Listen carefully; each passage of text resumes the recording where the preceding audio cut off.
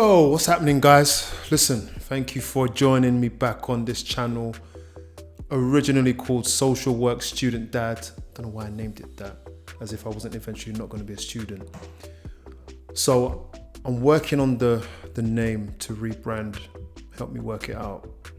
So we're just going to call it Social Work Dad for now. So 3 years ago, I made a video,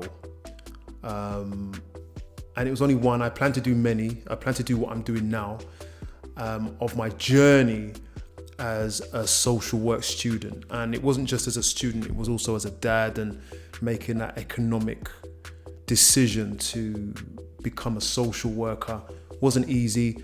I want to tell you more about that story. There will be other videos coming talking about that. But it's been 3 years.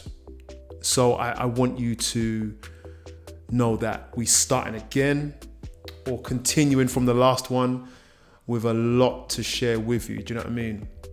So welcome to this channel. This channel is for those who are social work students, primarily in the UK, who are no. So this channel is for people who are social work students right up to the senior social work level. I mean, we're working with you on how to, this channel is about how to navigate the student journey, how to do your assignments, how to work your placement, how to evidence your stuff, how to work with staff, and then we're working our way right up to how to do social work, especially in the earlier stages, because once you're a senior social worker, what do you need to learn anyway? Tongue in cheek. If you see me looking down, because I'm looking at my notes, right? So a lot's happened. Yes, 3 years later, yeah, I've done my degree. Luckily, I got a first. I'm not a celebrator. I got a first. Well done, Curtis. I was aiming for that. I scraped it by 2%. 2%. And honestly, I had a little bit of help from someone special, namely my wife, who just kind of read through my assignment. I got a really good mark on my final assignment, which really got me that grade. So like I said, I scraped it by 2%. I'm no genius. I realize now that anybody can really do it. And that is if you're looking to get a first, you can do it. But a lot of people are just content with getting a 2-1. Do you know what I mean? And as of now, I am a social worker. Listen, I've got so much to share with you, and I've got so many videos coming. Guys, it's interesting. So since I've qualified, then I've registered. So since I've qualified, I registered as a social worker. But before I was able to register, I needed to get into work. So I started to work again for the Youth Offending Service. I had the Youth Offending Service also as part of my second placement. And I was able to work in 2 youth offending teams, and that was statutory work. I know a few social workers in that field as well. It's a good place to start if you want to get into social work, if you just want to dip your toe into assessments and stuff like that. We'll talk about that in upcoming videos. And I did that for about a year, and then I managed to get this role as a social worker in an adolescent team in a local authority in London. And as you guys know, when I was studying, I was working, I was parenting. I'm not a lone parent, I'm a parent with my wife, and we've got 3 kids. And over the I studied for 4 years, and it was tough. And we had to work it as a team because there was a goal at the end. And then, as you guys know, COVID kicked in, right? Last year. And that made it an interesting challenge because I was working in a North London borough, and I mean the top of London, and I live in South London, like the very southern part of London, and that was a challenge. And then doing homework with the kids because everything was online, and doing my assessments and doing my visits, it was crazy. But we got through it, and it was a good learning learning curve as well, to be under that kind of pressure and still produce results. It was a lot. Do you know what I mean? And what was a challenge for me was working in the North London borough for half that time. This is actually whilst in employment after my degree. I had to drive to my visits and to drive to the office, and it would take me 2.5, sometimes 3 hours to drive through London. It was crazy. So that was a lot of stress, and that was a good learning curve for me, because it kind of made me quite resilient for this role that I'm in now. And in this time, since I've done that video, guys, I've moved home again, which was another stress of it all. And I remember in my final year of my degree, I remember walking up to the uni, just a few feet away, just a wave of anxiety just hit me. And I couldn't shake it off for the whole 3 years, and it was affecting me seriously. Like, I was like, I'm gonna fail, something gonna happen, and all of that imposter syndrome and all of that just happened, man. One time, I couldn't shake it. I was talking to myself. I didn't really get into therapy because I couldn't afford it, and I was busy. Do you know what I mean? So yeah, I had to handle that, and that was a real challenge. And I'm looking down at my notes now. That placement as well. So my first placement was 2 hours away, public transport. My second placement was also 2.5 hour journeys, 2.5 hours journey, which was crazy. I mean, I was so tired. Yeah. So here I am. I'm now working full-time, locum, as a social worker in a London local authority.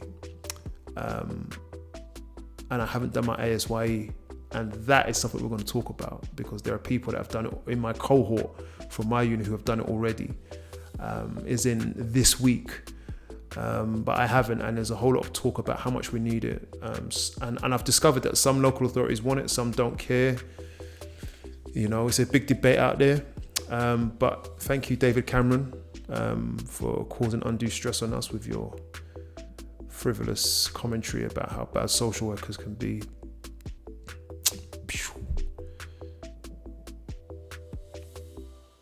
So I just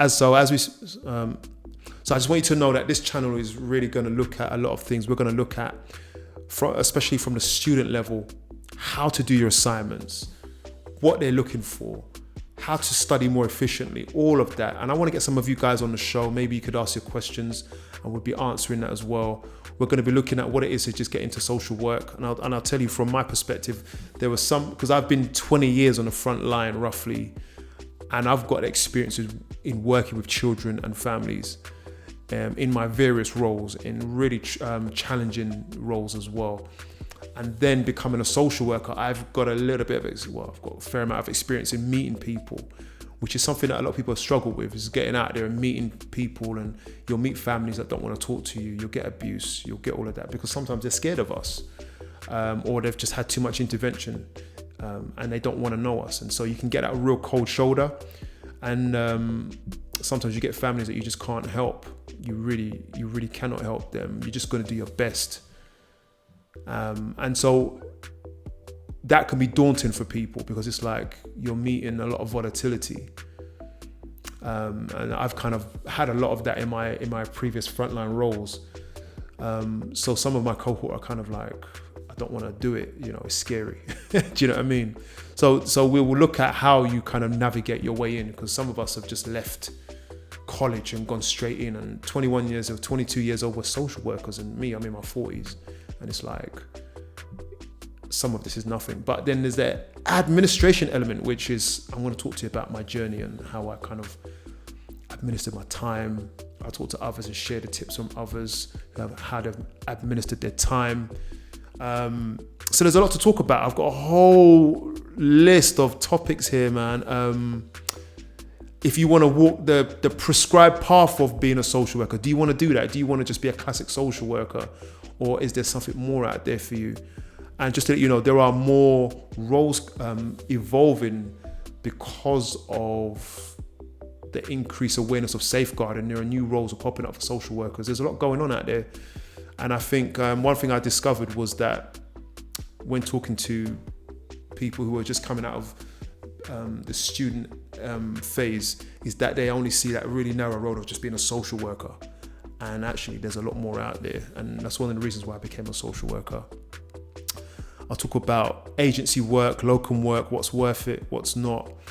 And just, give a real kind of fair, non-stereotypical approach to the whole topic of social work. So this channel, guys, please share, please subscribe. There's a lot to learn, there's a lot to share, there's a lot to know. We are social workers, we never stop learning, you know what I mean? And if you just want to navigate your journey a lot better, this is the channel for you. Now, I was out there looking at other channels and I was looking for someone to really share something I could work with. And I think there's a lot of, and there's nothing wrong with it, but there's a lot of, how can I put it? Clinical presentation of what social work is. And it kind of misses out on the experiential side of it. Do you know what I mean? So I'm going to break it down. The way I talk, the way I am, I'm just going to be me on this, and I'm going to invite people on as well to just share what it is. Whether you be a student, ASYE, or senior, or even higher than senior, advanced, just to share what it is to do social work and to help you guys navigate this journey. Because I tell you something, it's not been easy. It's not been easy, but it's been really interesting. Really interesting. Again, please share, subscribe, and send through your comments on what you think we need to do as social workers, what you think you want to hear from this channel, and we'll play it through. Peace.